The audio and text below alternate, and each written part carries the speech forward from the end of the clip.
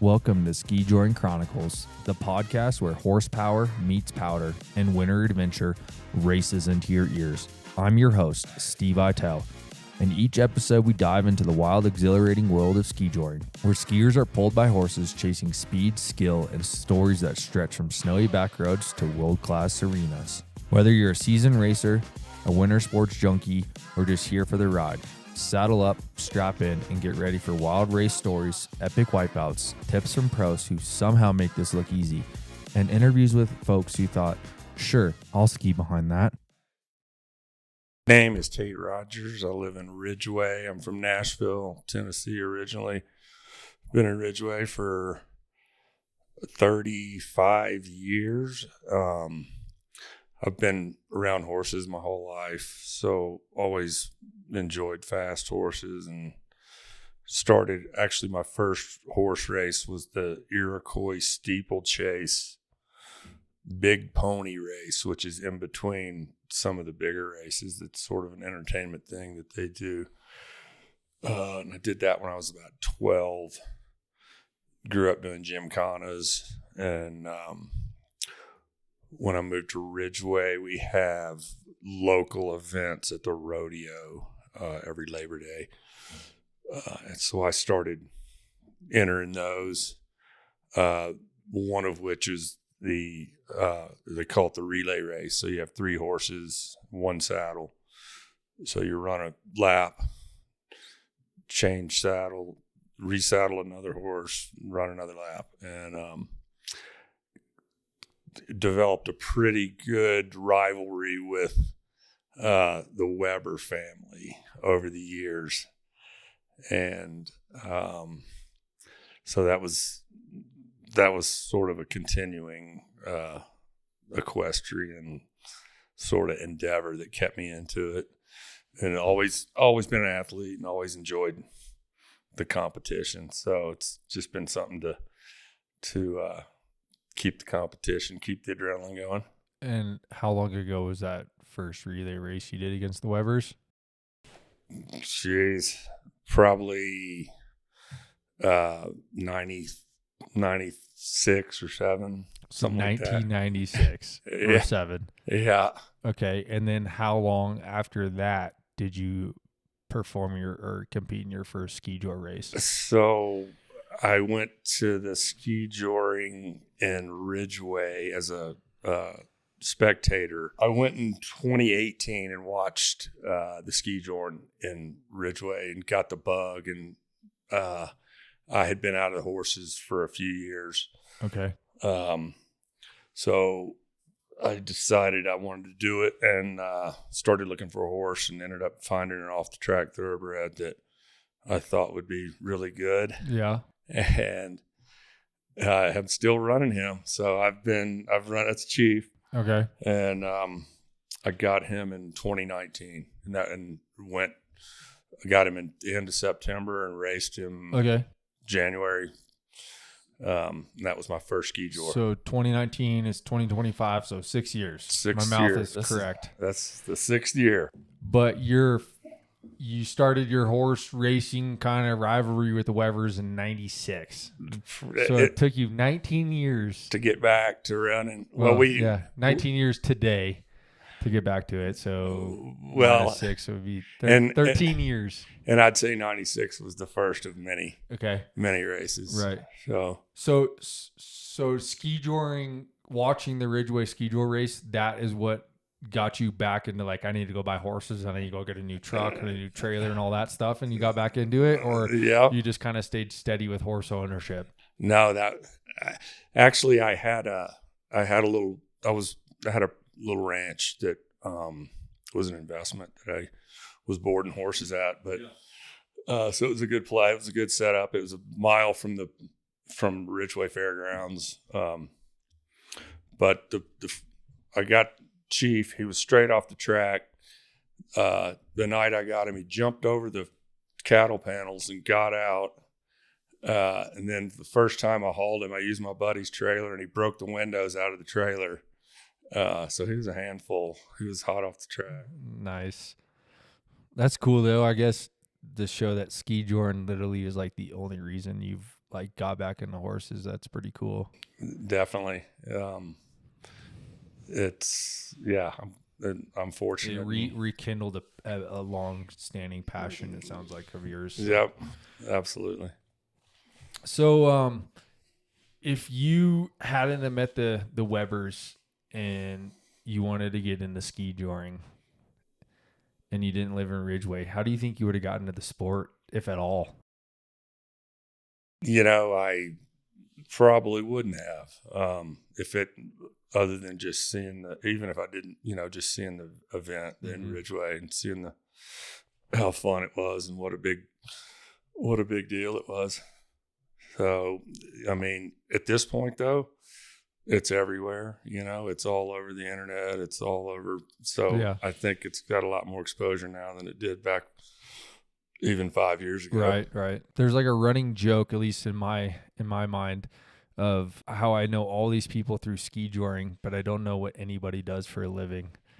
I already know what you do for a living just because I've gotten to know you a little better over the years. But for the record, what do you do for a living to help kind of feed your unexpensive hobby? I'm fortunate enough to be a real estate broker, and that is very key to the skijoring lifestyle. I can work on the road. I can pretty much set my own schedule. Winter's usually a lot slower than the summer. So being in the real estate business is a key factor to being able to enjoy the skijoring. Yeah, it seems like the gist of what everybody I've talked to is anybody that can either pack up and do a seasonal job or someone who can take their job on the road. It seems to be the key to being successful in the sport. So let's go back to, you said your first race was 2019. How many races did you do that year? I think I did 2. I think I did Silverton and Ridgeway. Your home races, I guess, so to say. Yeah. And then 2020, did you do any? That was kind of a weird year for skijoring. I guess Ridgeway would have still gone off without a hitch. I've been doing it every year since then. So okay. But then when did you? So you do the full, or what we would call as in the skijour community, mostly a full circuit. Like you're pretty much on the road almost every weekend from January. Pretty much. Take a week off here and there, depending on schedule and the horses and the conditions. Right. So when did you start hitting the road This serious? is probably the 4th year that we've tried to hit as many as we can. Okay. And do you hit about the same amount every year, or you add another race here and there every year? We've been consistent 6 or 7 for the last several years. Okay. So if we're doing the math, there's basically 3 months in a skijour season. That's 4 times 3 is 12. So you're basically doing half of what those entire weekends are, right? So you're maybe a race or 2 and then a weekend off, and a race or 2, a weekend off, give or take. Pretty much, yeah. And usually a lot of these Montana, Idaho, these northern races are sort of a five-day ordeal. 2 days there. Right. It's 6-day ordeal, 2 days there. What's the furthest you traveled for a race this year? Big Sky and Driggs and Sun Valley.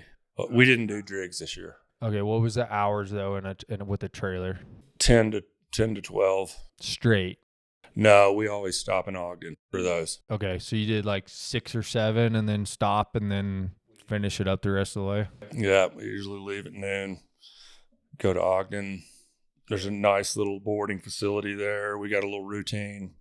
Stay at the same place, and then it's a nice, easy 4 or 5 hour drive on Friday to get there before the sign up and stuff. Right. Your first race, and we're going to kind of roll in right here to recapping your 2025 season, which, for the record, in my opinion, was Tate Rogers' biggest year. Definitely. I had more fun and more success this year than I think I ever have.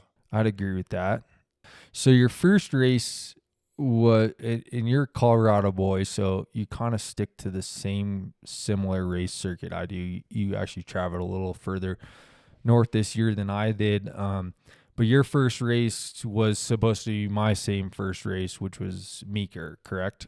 Correct. Which was canceled due to our lack of Colorado weather, lack of snow, as we would say.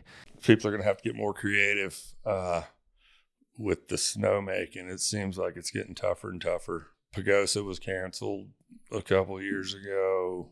Meeker canceled.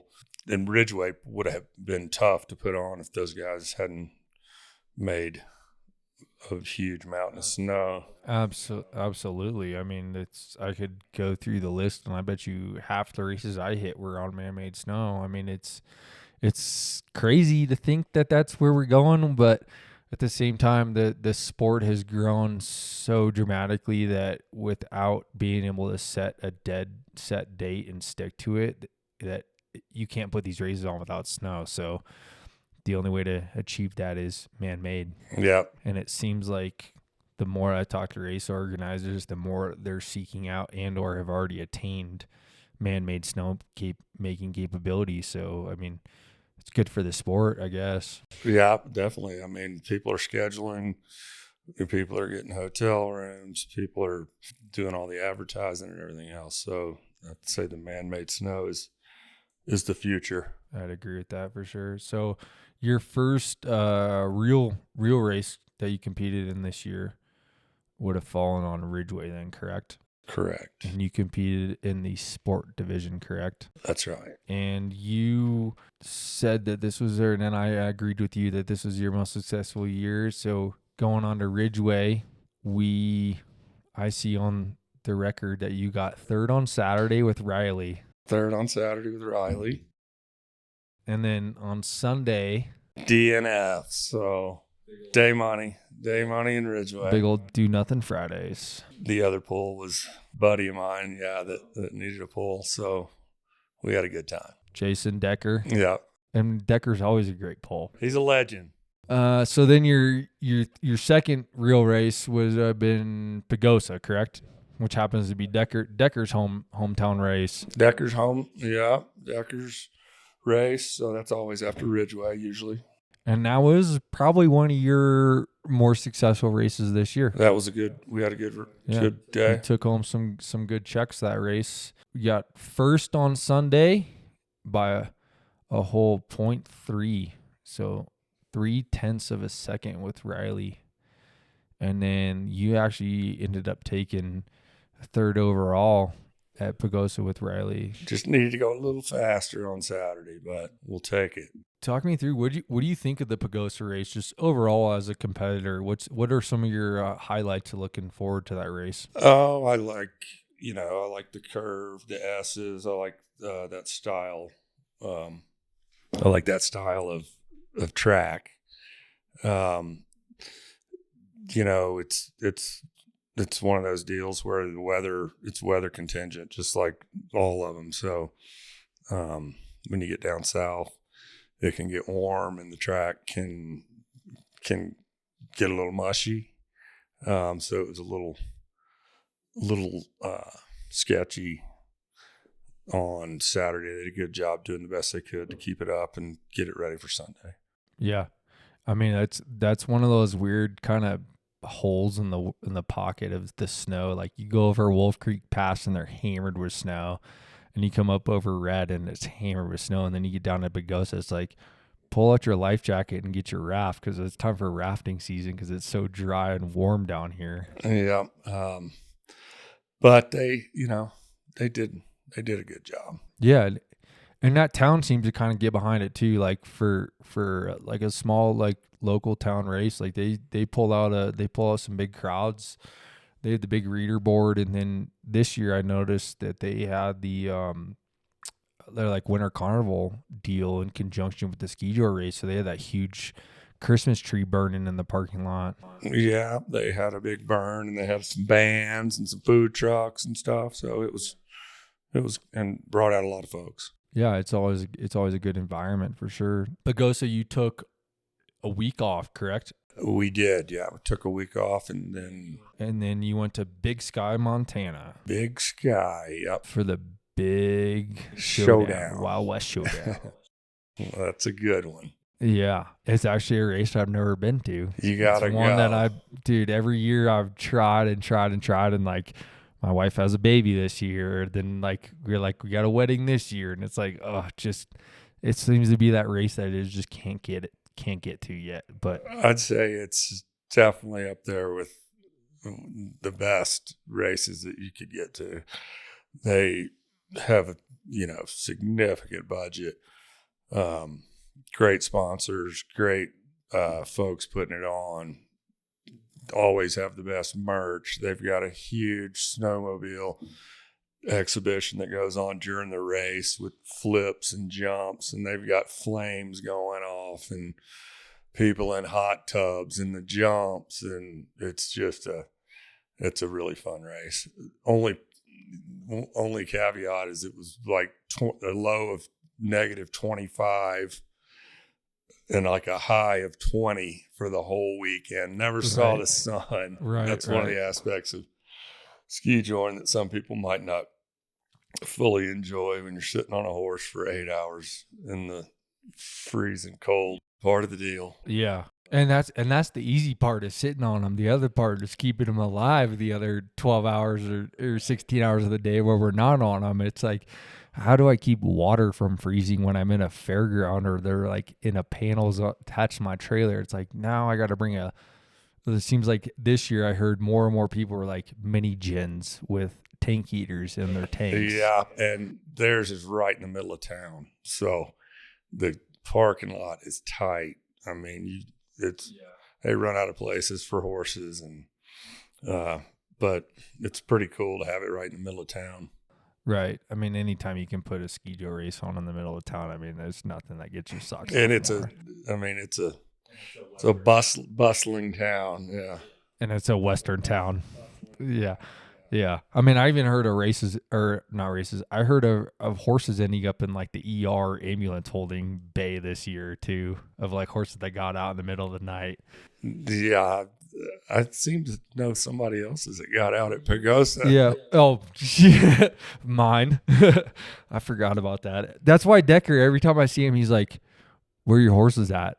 I'm like, dude, they're at my house. They're down the highway. Yeah, mine were definitely down the highway. But were you there? I heard this story through the grapevine of people, but there was people that were like in the bar, and the bartender got on like the intercom, was like, "Hey, anybody got horses they got horses out? Is anybody sober enough to go get these horses?" I'm usually in bed by that time, but I did hear that a bunch of people rode downtown and rode in the bars, and kind of like a Leadville type situation. Right. Which is never good when you hear at 10 o'clock at night that horses have got out. I've been to enough races that's happened at. I mean, I remember Driggs a few years ago, and my horses. I mean, it happens almost, seems like almost every race. Yeah. Well, that's the nature of temporary panels and, being on the road like that. Yeah, temporary panels in below freezing temperatures in the fucking Arctic. Yep. That's what happens. So, but Big Sky, you said, was, one of your favorite races to go to, and you, it sounds like you had some success there this year, which is good to even show up on a big stage and perform and pull a check. And it looks like you pulled a second place check on Sunday. We were close on all the other runs. A couple missed cues, a couple missed gates and missed timer, but we did have one clean run and it ended up being second. So that was a big race. There was a ton of teams. So to wind up second Sunday was pretty good. All I heard about, and because I wasn't there, and I the more I hear about it, the more jealous I am. But all I heard about was how awesome that horse track was to ride. Talk me through that. Like what, like if you were a bird's eye view, explain to me how you had to ride that track so that you set your skier up for the gate. So there's a couple pretty good jumps, quick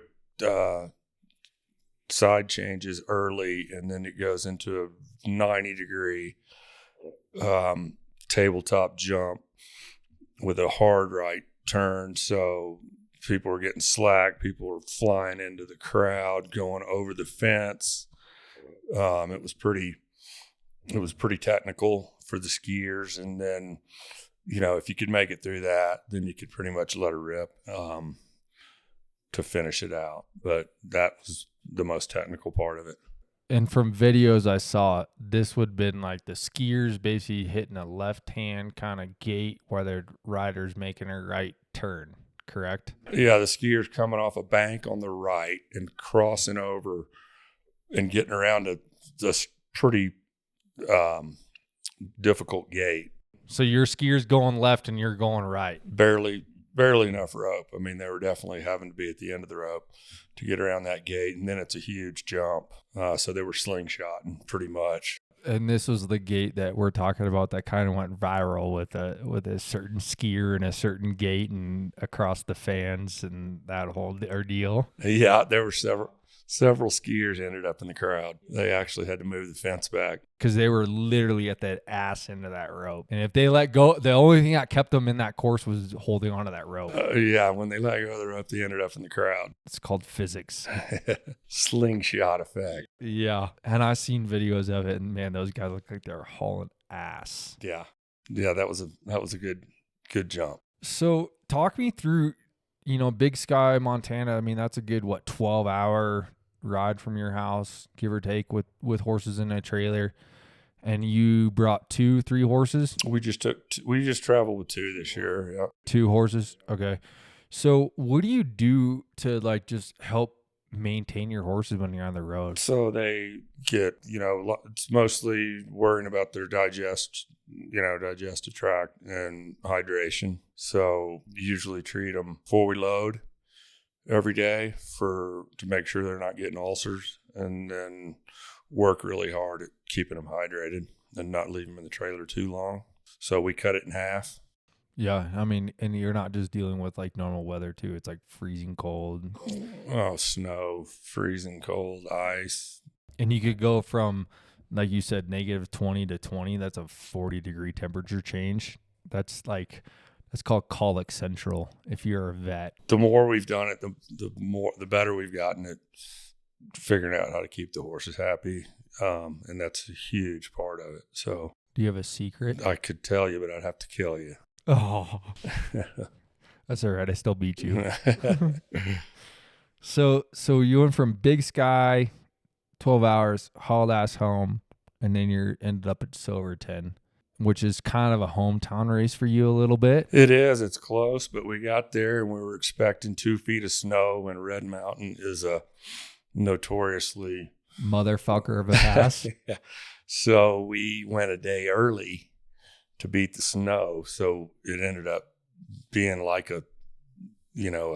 not really a home race because we were there for an extra day. Right. You got there Thursday. And it was dry. It was bone right? dry. There was grass everywhere. Not a speck of snow. No snow. We set up and they were eating grass on the side of the road where we pinned them up, and woke up in the morning to 2 feet. Yeah, because I showed up on Friday at noon, and I was like, "You're kidding me! There was no snow here." I'm like, "We had to go get an extra plow just to fucking plow our spot out for our pens because there was so much snow." Yeah, I had a hard time believing there was no snow. It was bone dry. Yeah. And like you said, Red Mountain was not a fun pass to drive in a gnarly snowstorm like that. I did it. Yeah, it's a challenge for people with, or with 4-wheel drive penises. Vehicle that you're pulling a trailer full of horses. Yeah, no, it's not smart. It's definitely not a smart pull. It's one to be careful on. This is correct. So Silverton, what'd you think of their track? It's always pretty much the same. It was right down the street, It was fine. Not too deep, not too soft. I don't recall it being anything. It was good weather. Well, it was one day. I think it was nice. One day it was a little nippy. Yeah, it was hot and cold, and then hot and then cold, and then hot and then cold. But yeah, it wasn't. I thought Silverton was actually pretty good this year. I like the race at Silverton. It's good straight track for my big boy. Yeah. And then you took home nothing on Saturday, and you got 5th on Sunday. Wasn't a overly productive race, but it was fun. Yeah. Yeah. Well, I remember we were sitting on the horses at the starting area on Saturday, and you were like, dude, nobody's going to beat me. I've been holding first for like 20 riders now. And then I went up there and I just blew you out of the water by like half a second. And I was like, and I come back, I'm like, nobody's going to beat me. And then like the next 7 riders after me just fucking annihilated me. And I ended up like a whole second slower. I was sitting in first for half the day and ended up 12th. That's just the way it goes. Yeah, literally this. And I swear that track got faster on the second half than it was on the first half. And my theory is that there was fresh snow that they basically just got out of the way.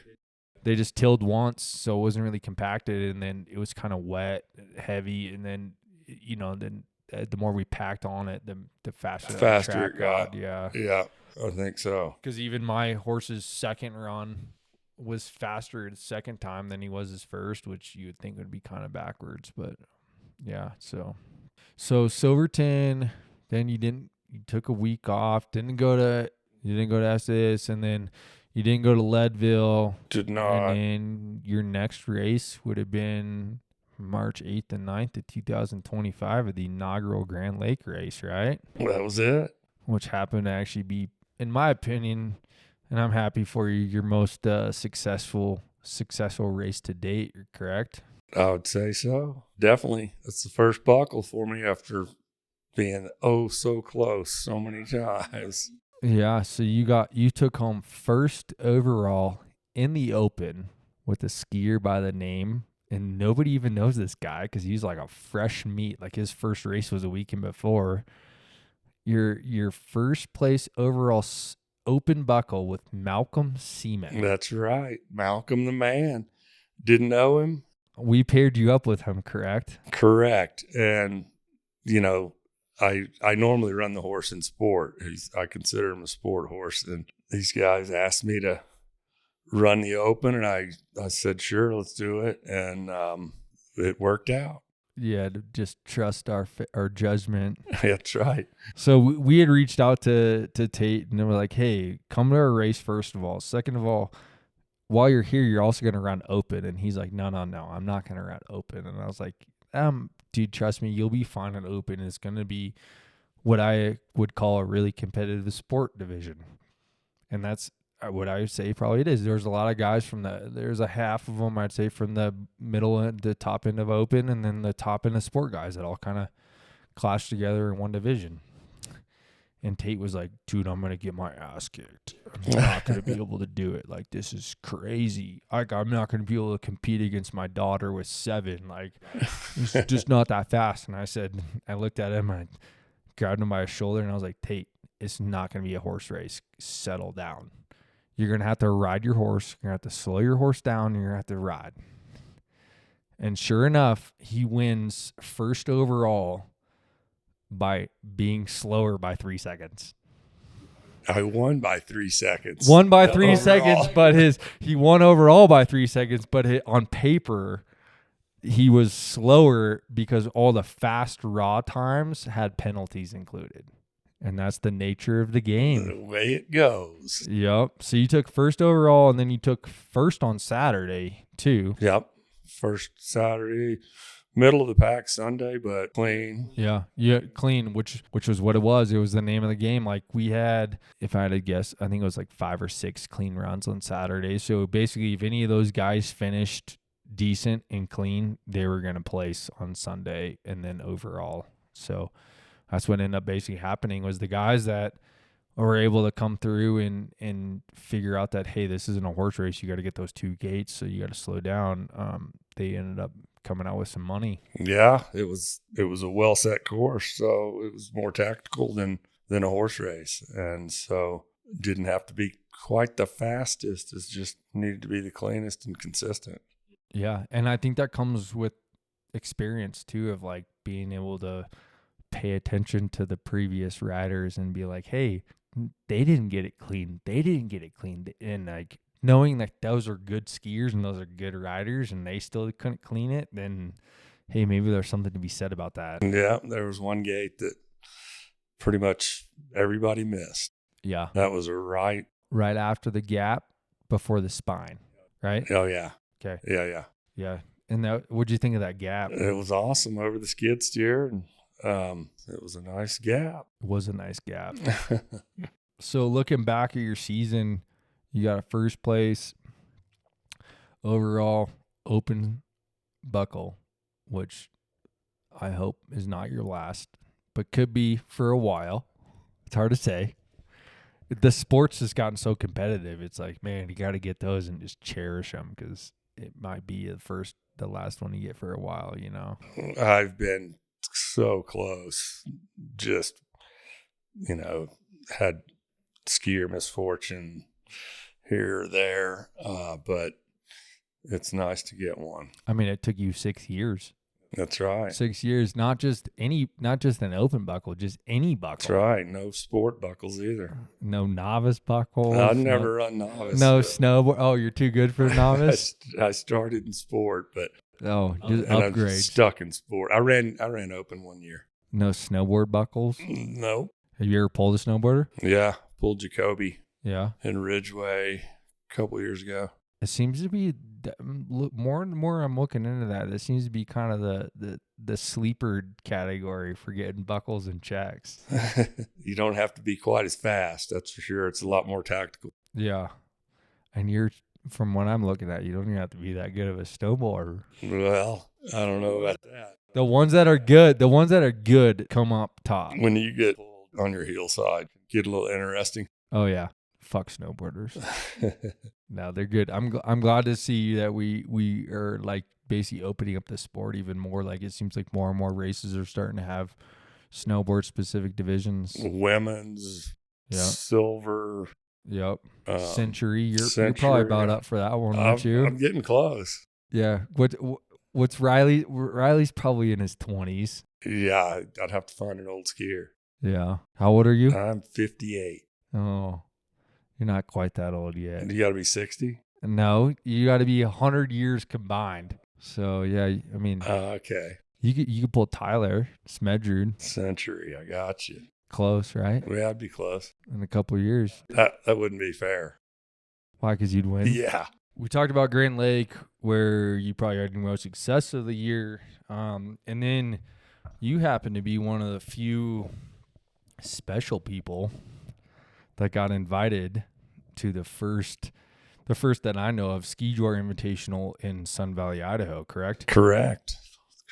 Right after Grand Lake, Rosie got a call from Josh Glick or Hollis Lloyd, one of the two. I think it was Hollis, who was asked to help put on the Sun Valley race. And he just asked if we'd be interested in coming. And when did you guys get that call? Shortly after Grand Lake. Oh, okay. So it was literally after you won the buckle. Yep. Okay.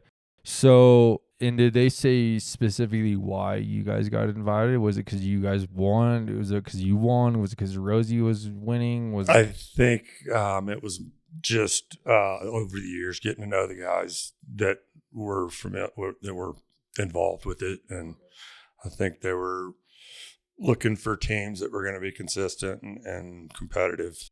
Okay. So it was just like you just knowing people in the sport that basically. And I think they were looking for folks that have been competitive. Yeah. Like it's not like you're out there like last place every race. Right. What else was going on in Sun Valley at the same time? So the World Cup was going on in the town of Sun Valley. World Cup ski racing. Okay. So there were folks from all over the world there, and which is a big deal. It was a big deal. Actually, that was one of the challenges, was finding somewhere to stay, because everything had been booked for quite some time.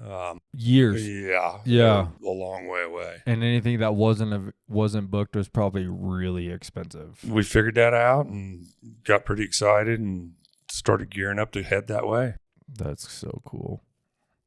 So you get there and the whole town is just blowing up with ski racing, correct? Totally blowing up. They had barricades up with stages all over town for big and rich and Yeah. Did you go to that concert? bare naked ladies. I don't know who all was there. Did you go to the Big and Rich concert? No, I didn't. No? I heard there was a horse there, maybe. There were a few horses there. I heard there was maybe a horse in the middle when it said, when they sing Save a Horse, Ride a Cowboy. There were several horses there. Yep.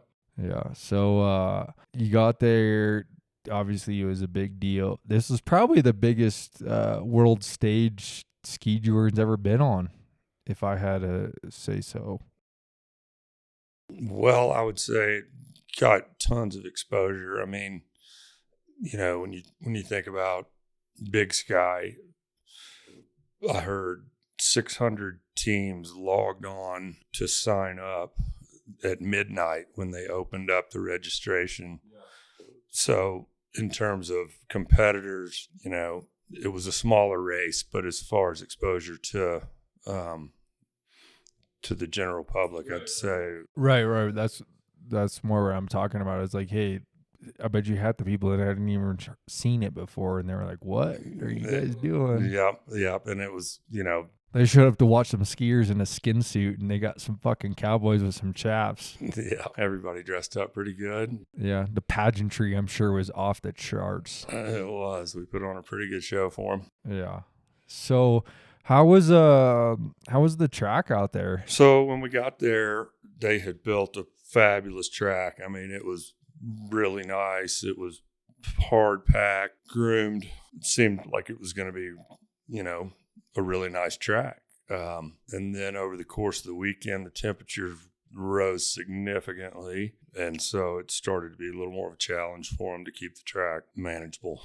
They got fucked by Mother Nature again. They did. It turned to slop. Yeah, and I was in Switzerland when you guys were racing, and I was like, oh fuck, it's like 50 degrees there. Like, Jesus Christ, I hope somebody knows something about keeping a track together. And it sounds like they did okay. Like, no major accidents happened or any accidents, but it didn't sound like it was necessarily Mother Nature blessing them. No, actually, I think the only horse that had a bobble was the guy that built the course. So that's always good.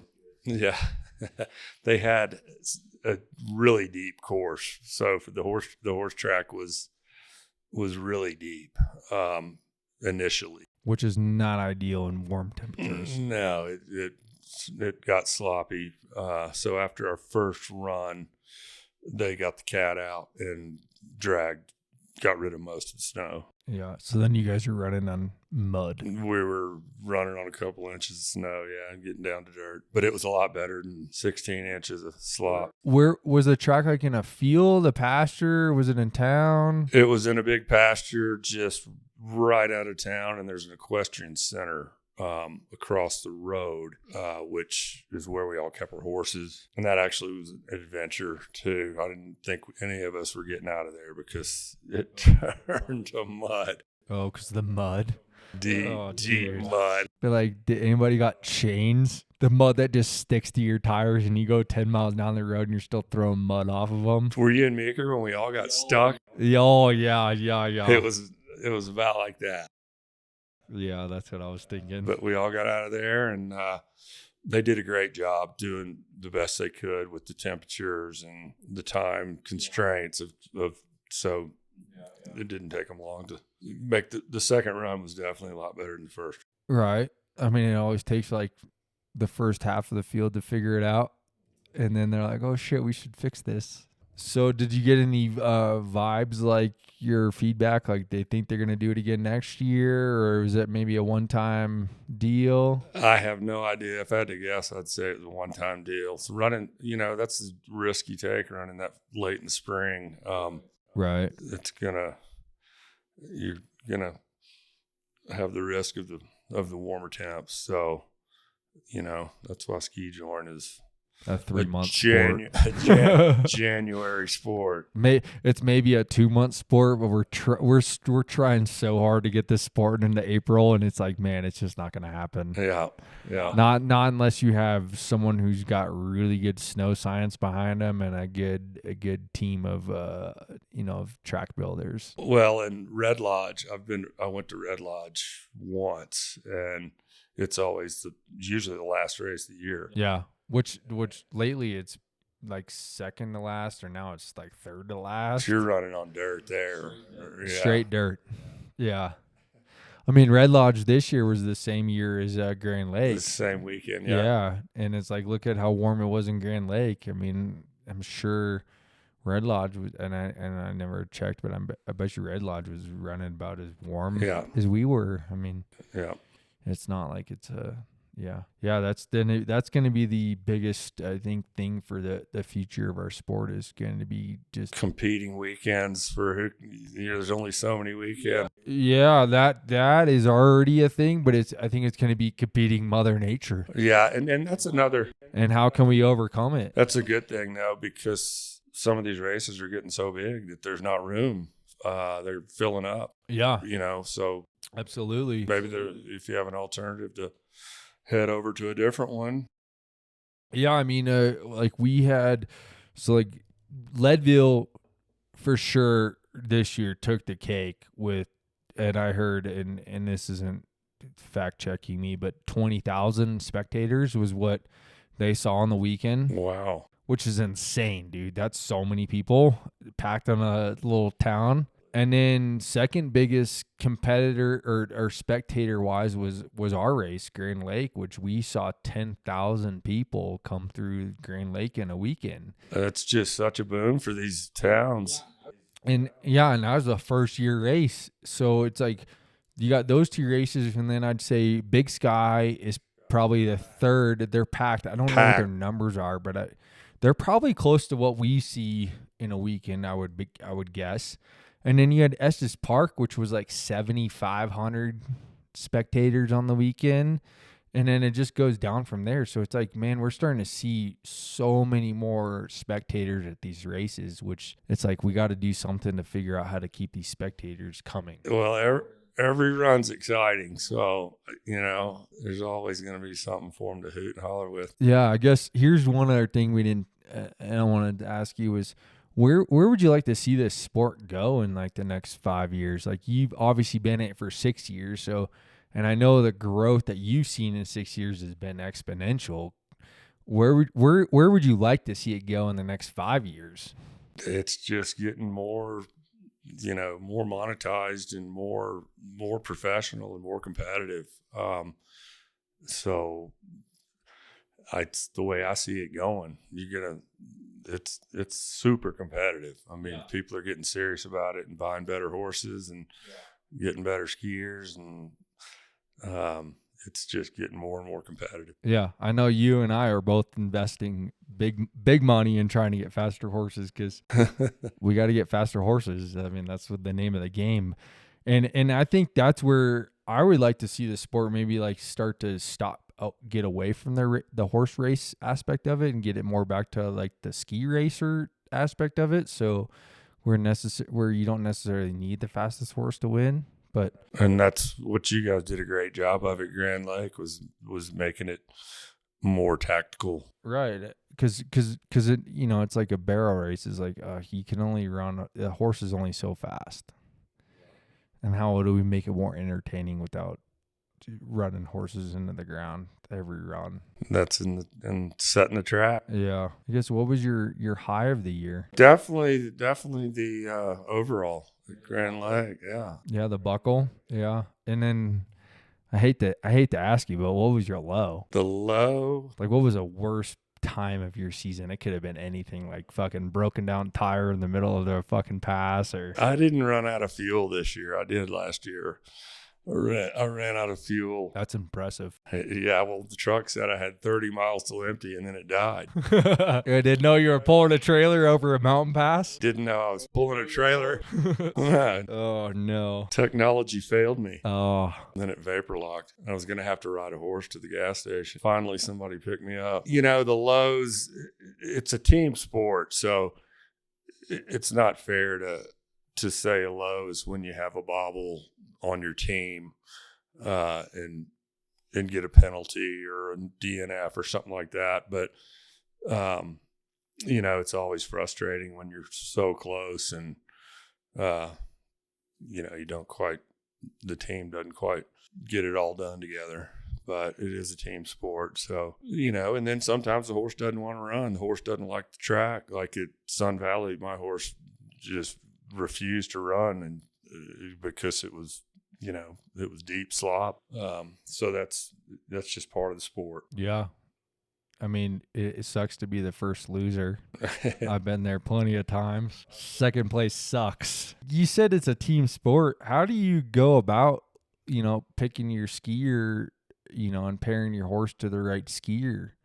Or do you just kind of just wing it? Kind of just wing it, you know. Sometimes a friend wants a pull and doesn't have a pull, and so you might just go ahead and team up with them. Other times, you know, you get an opportunity to pull a really good skier. There's a lot of these skiers that, you know, have proven that they're rarely going to get a penalty. So if you're fortunate enough to team up with the highly experienced skier, you know, that's what I'm looking for. Yeah, I mean, it seems like you pulled Riley quite a bit this year. I was fortunate enough to team up with Riley several times, and we had Riley Irwin. Yeah, he's the man. And I think I pulled Riley on his first. I was gonna say he's a brand new Skijor skier I too, think right? 2 years ago I pulled him in Silverton, and I believe I might be mistaken, but I think that was when he was just getting started. His first.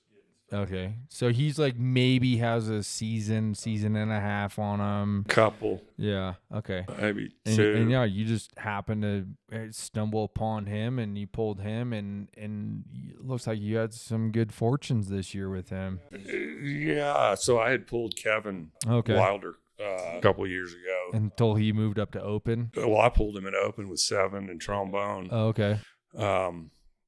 And then he recommended Riley, and he's good buddies with Riley. So that was awesome to be able to team up with him. It's always fun. It seems like Telluride just fucking keeps producing Skijor skiers. It's just insane the numbers of them that come out of there every year. Yeah. And some of them no-namers. They're just like, hey, here's a kid from Telluride, pull him. And then next thing you know, he's winning the fucking Leadville, he's winning Silverton, he's winning every race he enters, and it's like, dude, who the fuck is this kid? And also there's some of these Alpine ski school. Oh, dude, back east guys like Malcolm. Yeah, you know. Oh yeah, anybody that banged gates for fucking 15 years is gonna be a stud on ice. Yeah.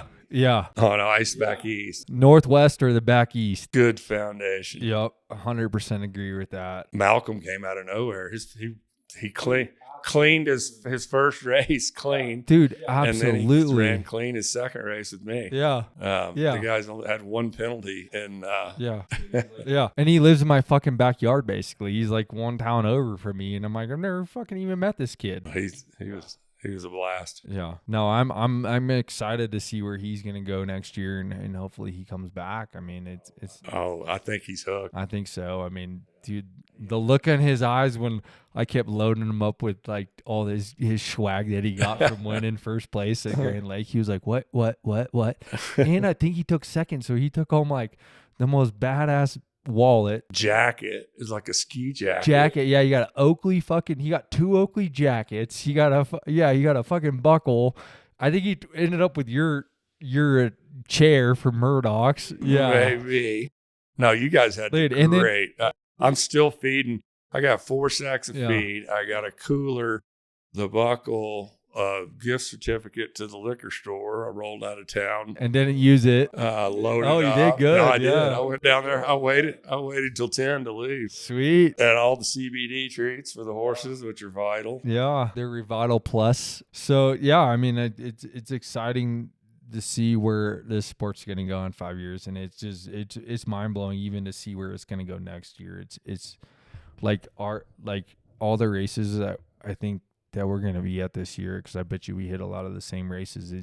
They're all going to be on big stages. It's going to be fucking cool. It is. They're live streaming them on Cowboy Channel, and dude, I'm shooting for ESPNU next year. That's my goal. Dude, they got fucking spike ball. Oh, they got cornhole. They got spike ball, cornhole. They got some other crazy like backyard beer drinking sports, and I'm like, and they can't put Skijor on. I'm like, at least put us on FanDuel TV so you can put on your sports book and bet on us. I'm betting that's gonna happen. Yeah, I'm pushing hard for it. That's my goal right now as an event organizer, is to try to get this sport on some bigger channels than just necessarily Cowboy Channel. Awesome. So you said betting on it. Let's talk about your Calcutta, because I totally forgot to talk about that. You're a big Calcutta bettor. I'm a big Calcutta bettor. Do you have some good? What was your best race Calcutta wise this year? Big Sky Rosie won me 2,400. You bought your own daughter? Yeah. It's usually a curse, but oh man, that's ballsy. Paid off. Yeah, and it worked out. Yeah. Damn, that's cool. Yeah. Gave us fuel money. Yeah. Do you always just bet on your daughter, or are you a more analytical guy than that? No, I'm more analytical, but emotional also. So, but usually, you're looking at the fastest raw time with a unfortunate penalty or something like that. Yeah. Sleeper. And yeah, all the DNFs. They throw all the DNFs in the pot. That's usually a good buy. Oh yeah. 10 for one. Those are the money ones for sure. They're like, we got 10 DNFs. Yeah, and one of them's Richard Weber with Juicy Fruit. And the open. And, it's like, yeah, buy that. Buying yourself is always a curse. Yeah, I've done that a few times, but that's a curse in my opinion. Yeah, kind of getting away from that. My boy's Tyler McKnight. Yeah, you got a good idea who's gonna win. And it's like insider trading almost. Not like anybody throws the sport, but we all got to know everybody pretty well and know what skiers pair well with what tracks and what horses and whatnot. So if you pay attention. Yeah. And then you're like, wait, is your horse limping? Yeah. At the end of that run, looked a little off. Or I'll scratch your horse on Saturday and be like, I don't know, I might run him Sunday. Not sure. Buy him. And then be like, oh, nobody bought him. I bought him. Okay, I'll run him on Sunday. Dude, I would love to delve into the Calcutta stuff, because like you and I could probably sit here and talk about it all fucking night long about how much money we spent and won in that Calcutta. I'd say you and I are generally bidding it up. Yeah, that's the other fun thing to do, is bid somebody up knowing you're not going to buy it. Oh dude, I love bidding Noah up, because his disappointment on his face is like, what the fuck? I'm out. Yeah. I'm like, dude, come on, keep going. Yeah. And then you learn this year, like, if I can't outbid you, I'll just buy with you. Well, let's join up. Yeah, let's team up. Yeah. Yeah. What are we doing here? Yeah. Why are we beating each other up? What was your favorite race overall that you went to this year? Well, I mean, I would say it had to be Grand Lake for winning, but and it was, you guys did a great job putting that on. It was the first time to the town, and had a good time at Charlie's. Got to get up on the bar at Charlie's. Oh yeah, I got a picture of that. I'm gonna put that up as a picture actually for like this episode. All right, I got that picture. That's cool. Yeah, Grand Lake was a lot of fun, and it was close, easy to get to, and you guys did a great job. The track was great. Town was great. We had easy boarding, so that was a great race. Cool. I guess what races are you think you're going to hit up next year? Probably similar schedule. Similar? Okay, cool. Any advice you got to give to someone who's looking to get into the sport as a rider? Oh, there's not much. you can do other than dive right in, honestly. You can do some groundwork handling with the rope and get them used to having the rope behind them and hitting them. And but it's all about the temperament of the horse and just getting experience. You got to start somewhere. So dive in on a novice race and just learn as you go. Sounds good. You say temperament. Is that something you look for when you buy a horse then? After having one or two that didn't end up having the best temperament, it's something you start to think about a little more. Yeah. Yeah. And you say that like you've had some experience with that. Have you had maybe some misfortunes or some wrecks you didn't want to be involved in?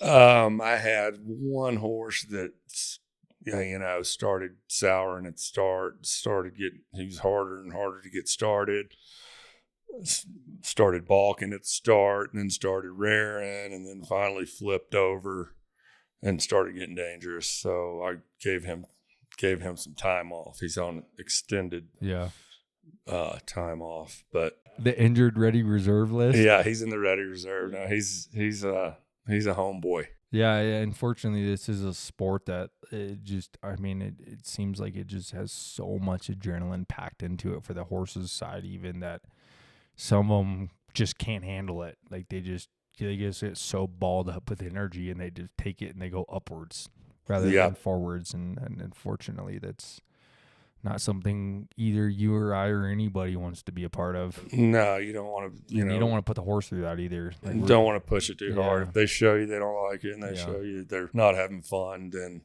in my opinion, it's a good idea to give them a break and maybe give them another discipline. Right. So, looking back on your 6 years in the sport, what's your best memory you can think of right now?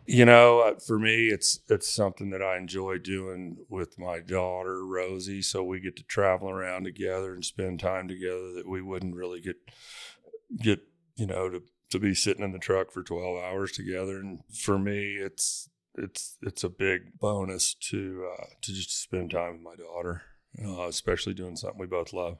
Yeah, so you found a family sport that will last you your lifetime, basically. We'll have a lifetime of memories for sure. Yeah, that's cool. I hope I can be doing that with my daughter when she's Rosie's age.